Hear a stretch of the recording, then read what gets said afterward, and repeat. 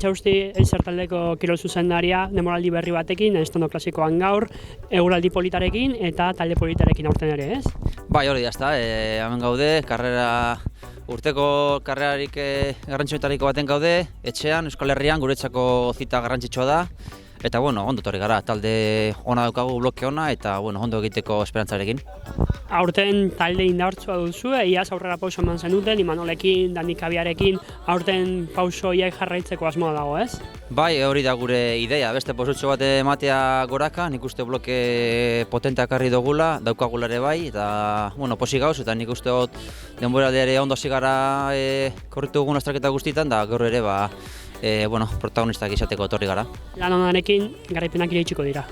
Bai, askotan ez dira ateratzen emaitzak, baina gure ideia lan egitea da ondo talde modura eta gero emaitza badagoen orain arte egin dugu munduan, beto. Ikar Barandiaran, Eizer taldeko txirrindularia demoraldia hasi berrietan postu onak lortuta, Zumaian adibidez, taldeari indarrak ematen demoraldi ona egiteko, ez?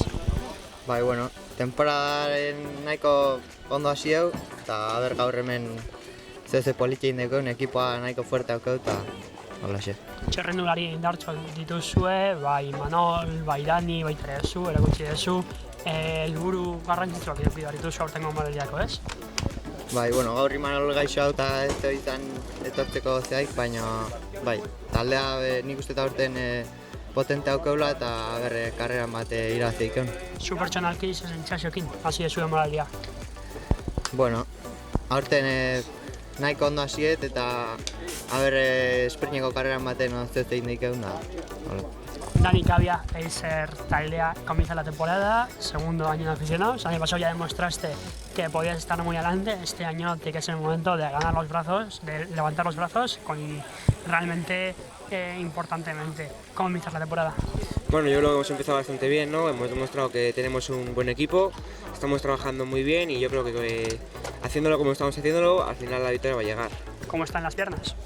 Yo creo que bastante bien, hoy es una muy buena prueba, es una carrera bastante dura, bastante complicada y yo creo que bastante bien. ¿Qué objetivo estás puesto para esta temporada? Para esta temporada yo creo que una victoria, ¿no? Es lo que todos buscan y sobre todo estar muy adelante en todas las carreras y tener una buena regularidad. Eskerrik asko, Dani. Eskerrik asko.